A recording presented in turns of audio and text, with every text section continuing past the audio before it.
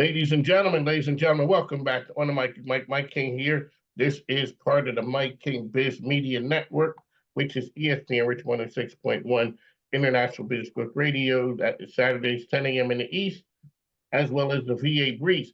Okay, this is the MPWR Hour. We are without our esteemed leaders, who is a little under the weather right now, but she is guiding from a distance. So MPWR Hour, we always can and find out all the great things happening. And here we have her dream team assembled. We got John Rabil, counselor. We have Stacie Briley Goodman, Brian Kinzie. They all do business differently. So, counselor, we're going to start with you. John, tell us who you are and what you do.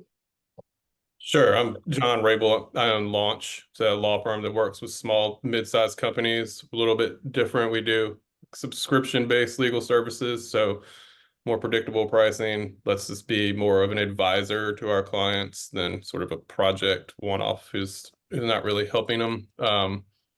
Act like general counsel for small companies, help them identify issues they may not be aware of, and keep that liability off the table so they can focus on moving forward without some of these potential risks. So, John, you said if I thought I need a lawyer today, when did I need one? Yeah, yesterday or sooner. All right, so we're going into the new year. A lot has changed. So, John, we're going to circle back to you. Stacie Briley Goodman, you are our operations expert. Let's tell us who you are and what you do.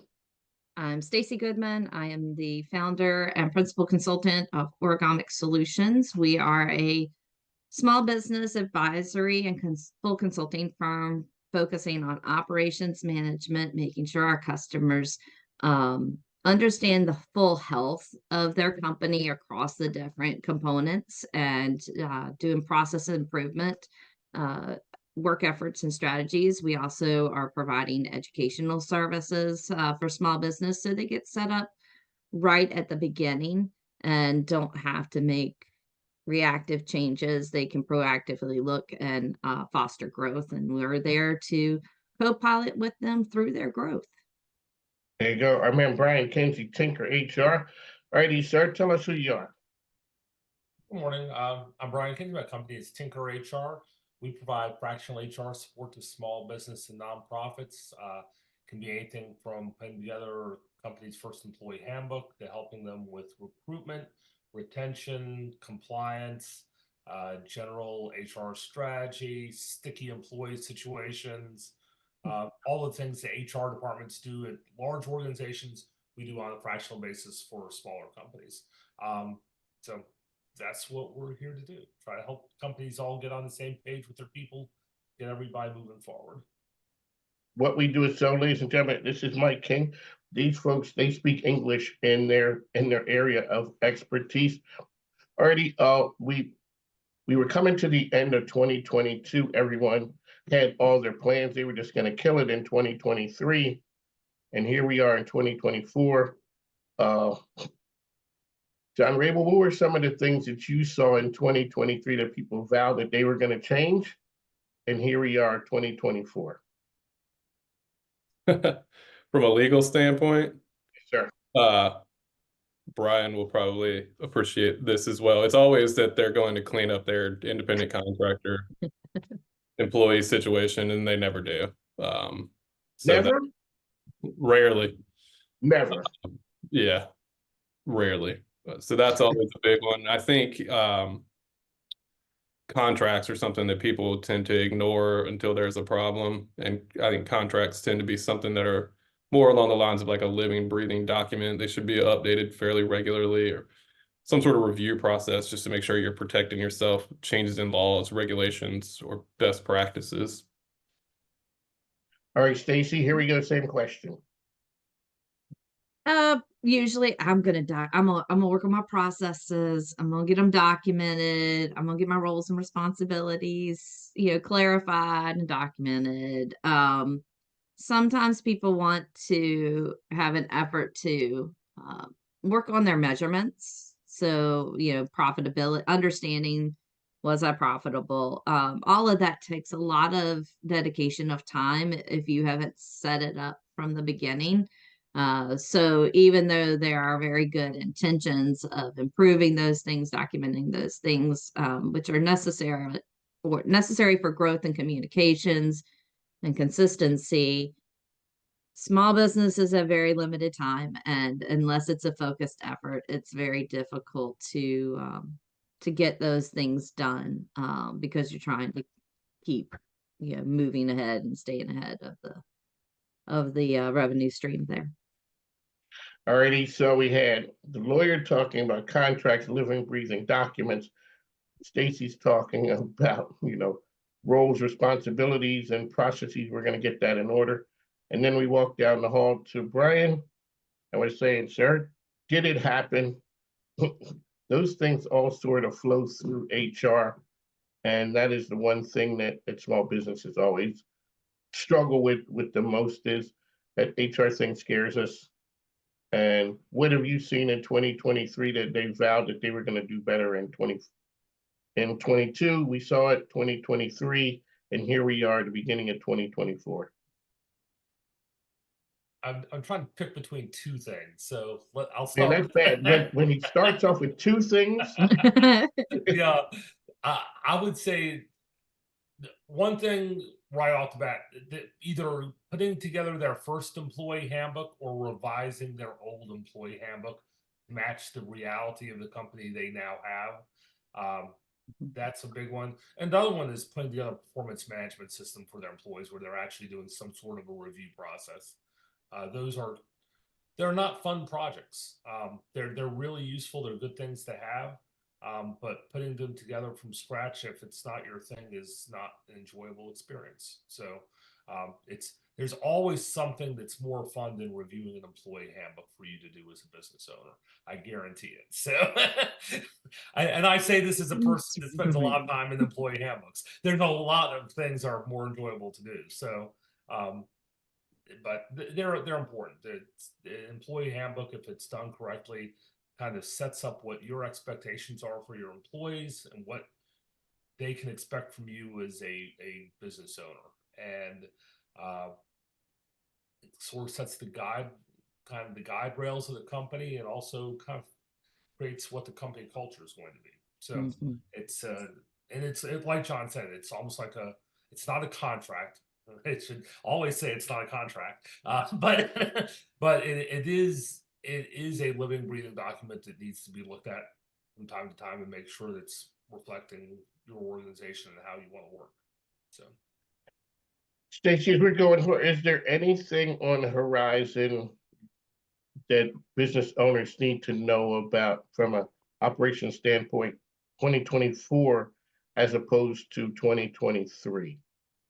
So from an operations standpoint, and this is not my area of expertise because it is becoming the flashy item in the store, is the AI, the use of GP chat, the use of AI, and how. So even there's some tools that I've been looking at where they will write process documentation for you as you're working through on your computer, executing a transaction. This one of the computer systems will take screenshots and document what you've done.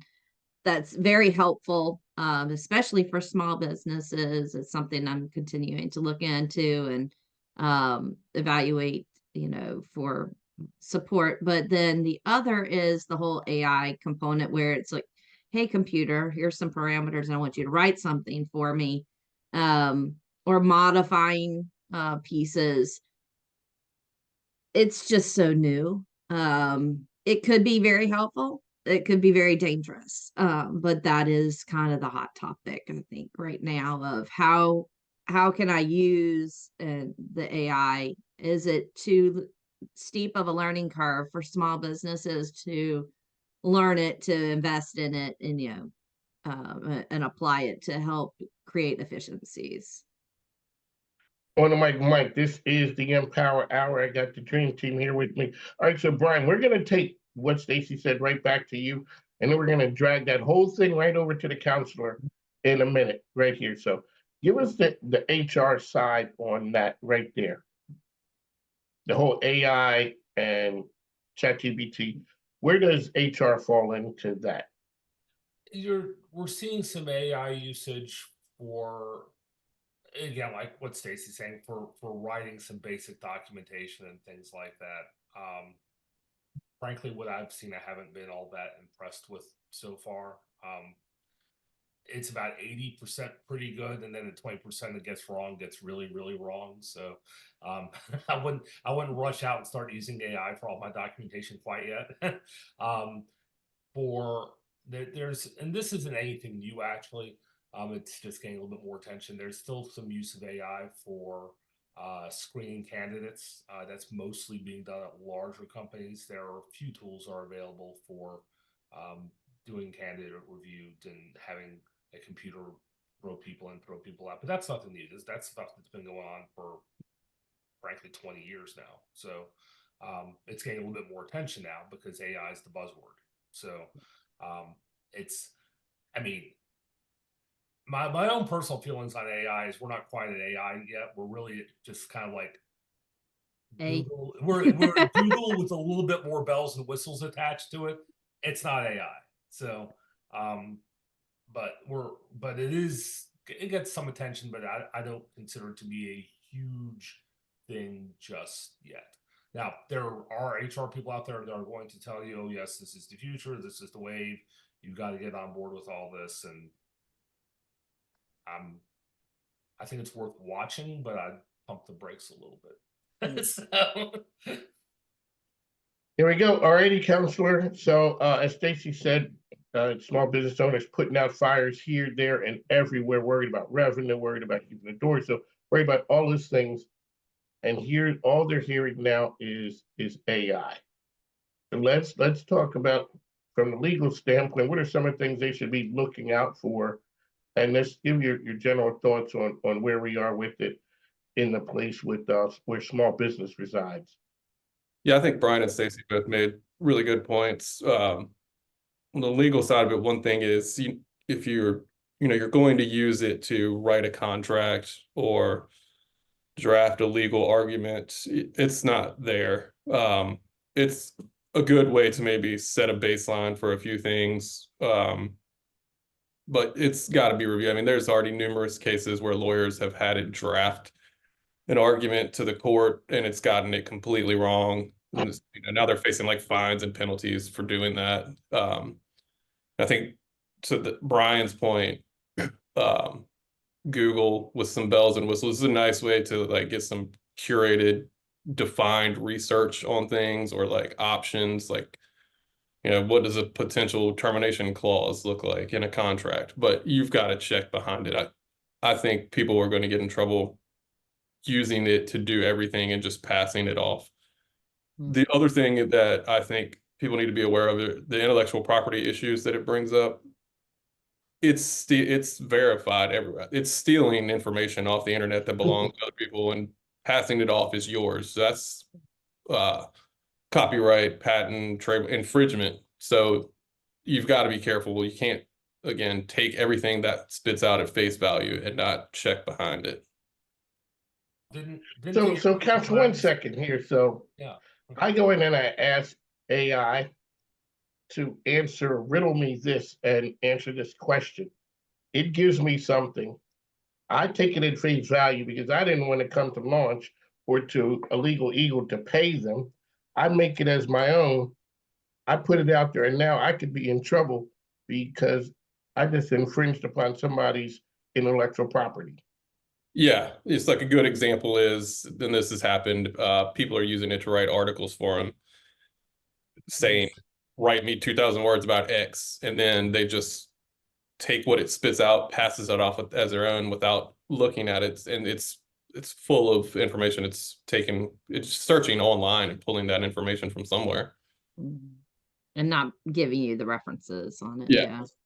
I think, didn't the New York Times just file a lawsuit on basically the outright theft of their stuff by some of the AI?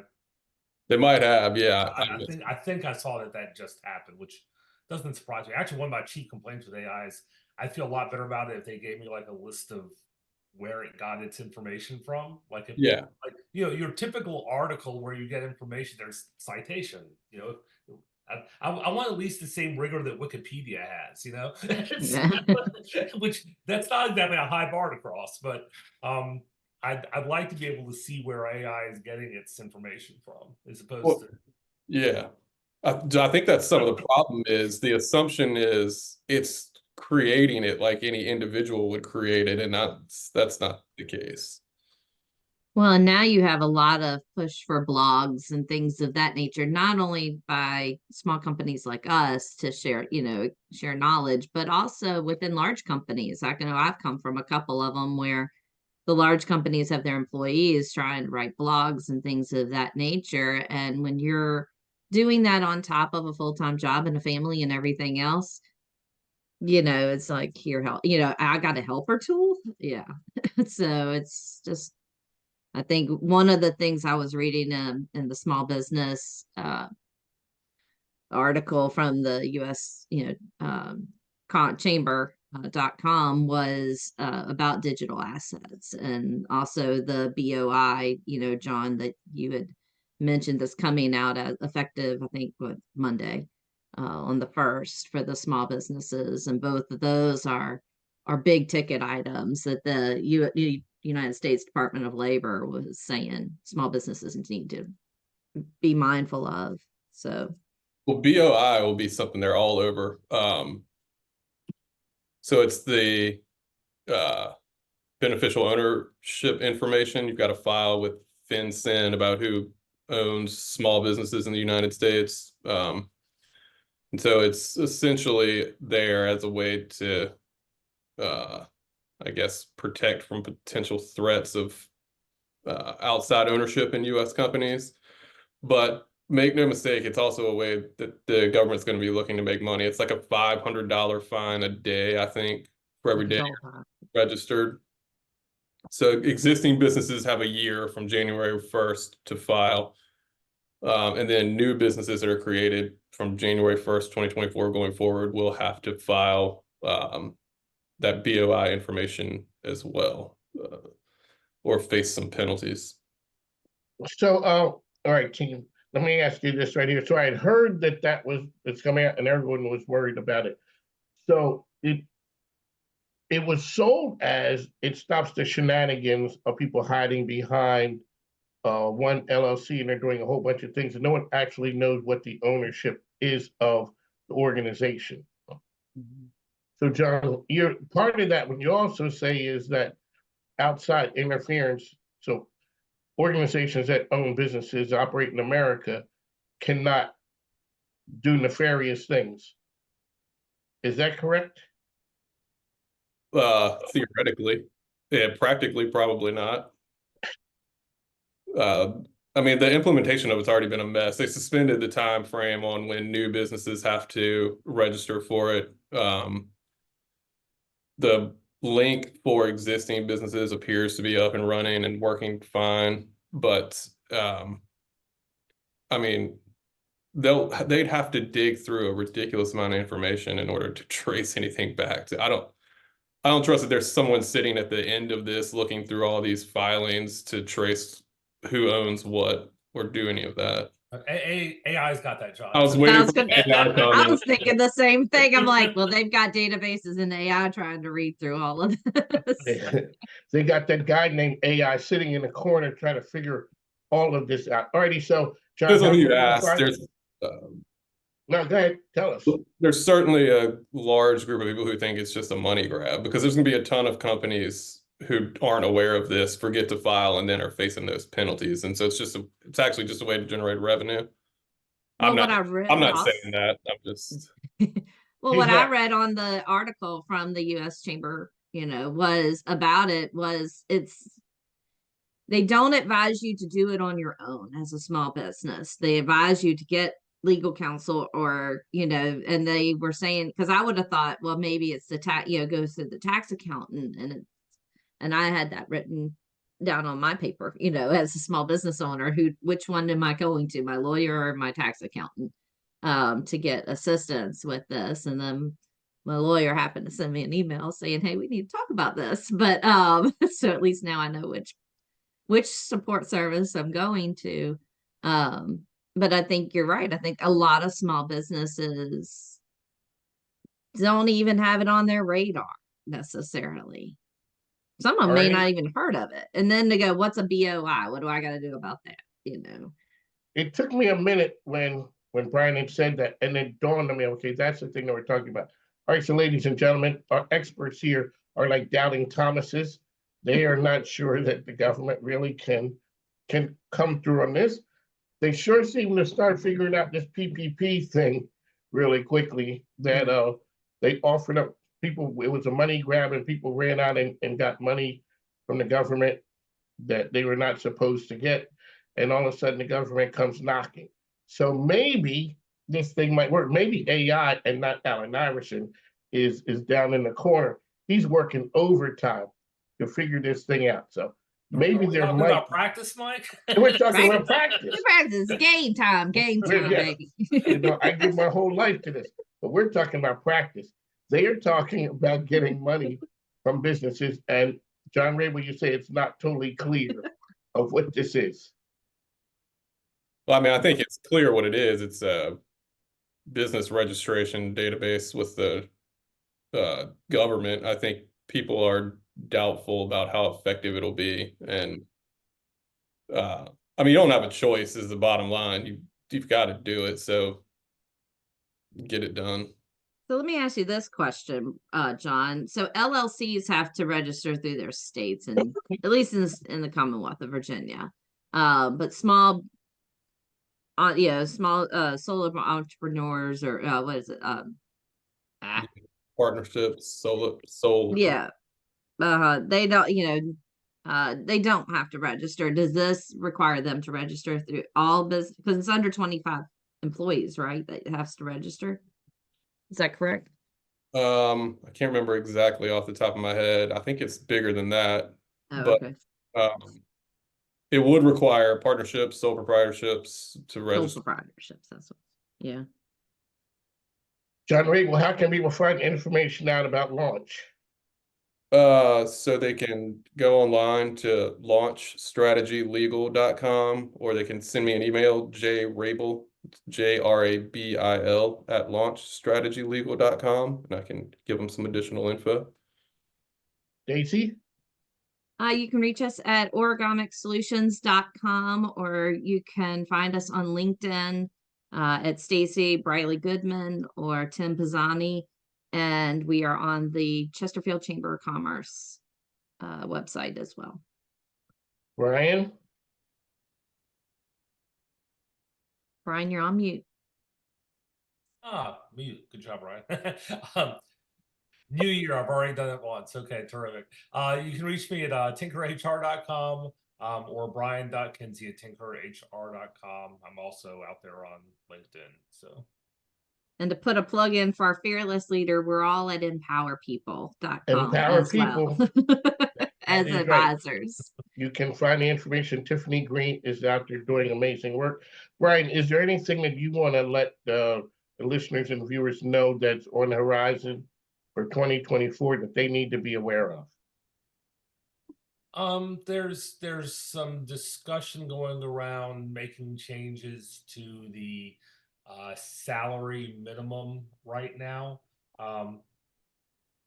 Every time this ever comes up, it takes a lot longer than they're initially saying it's going to take for it to happen. So I'm just kind of sitting back and watching right now, but it is something to be aware of, that there is discussion on raising the amount that a person has to make before you can start paying them on a salary basis. So that's something that could be impacting businesses this coming year, but I'm sure that John and all his lawyer friends are going to get involved with it, and it'll slow things down. So John probably has some thoughts on this too. So yeah, well, I think it's something for businesses to watch out to, because I think it's something that creates a lot of confusion for small businesses, and they get it wrong. I've seen numbers as high as like 85% of companies don't even have it correct. I think though, that and the independent contractor employee issue, which are is always something floating out there. They'll mostly coast through this year without doing much because it's an election year and people aren't going to want to push it hard. But be interesting to see where some of that goes in 2025. Stacie, out there, we are in the new year. Something person wants to scale their business or something they need to be aware of and cautious of as we move forward. Cautious of and aware of. I would just say, just be aware of what are the decisions you're making that are going to best benefit your company and look not only short term, but look long term. There are some small changes that can be made that make significant impact. One of the elements like that I'm working on with the growth of my company, now that I'm having to formalize it, things a lot more and get the communications in line, is establishing, you'll love this, the cadences of our communications. Are we so I have regular meetings now scheduled with my employees, one-on-ones for statuses, and then we have strategy meetings each week, making sure that what we're planning to do is in alignment with those strategic goals and work efforts so that we're focused. Small businesses don't have a lot of extra time on their hands to sit around chasing a lot of dreams and processes. So it's very important that they maintain focus and alignment to the bigger changes that's going on. And you can't do everything all at one time. So pick one major thing you want to do each quarter or every half of the year. Set a roadmap, which is just a sequence of steps. What do I have to do to make that goal a reality? And then stay aligned to that piece. That's the biggest, and make incremental improvements rather than just kind of chasing and, herding cats. That is true. All right, so Stacie, I'm a big fan of your theory of the cadence of business. Really quickly, give us about a minute on that right there, the importance of the cadence of business. So cadence, Mike, you and I were talking about it before with the military. When you see the military out running, they're jogging, right? They're in a unit. They're running and jogging to the exact same rhythm. Their feet go up and down and left, right at the exact same moment. They're chanting the same cadence, the song that you sing song with their superior officer. So that relates very clearly to business. Cadences, it help establish consistency and unity because it brings the people together. It makes the communications clear. It establishes repeatability. Either your team is hearing the same message over and over, and repeatability and repetition ingrain into the brain. And after a little while, it's like raising children. Once you've said it enough times, they already know what you're going to say, right? So it helps with those clear communications, getting everybody in the same movement, on the same mental wavelength. And it also then, if you have cadences in your operations, such as I do certain events at certain points of time, it reduces the amount of things you have to think about. And every time your brain as a small business owner or as a person has to change subject matters and has to rethink, what do I need to do? Especially if it's something you only do monthly, like you only send out certain communications monthly, or you only do invoicing monthly, or, those kinds of processes, your brain has to go, now, what do I need to do?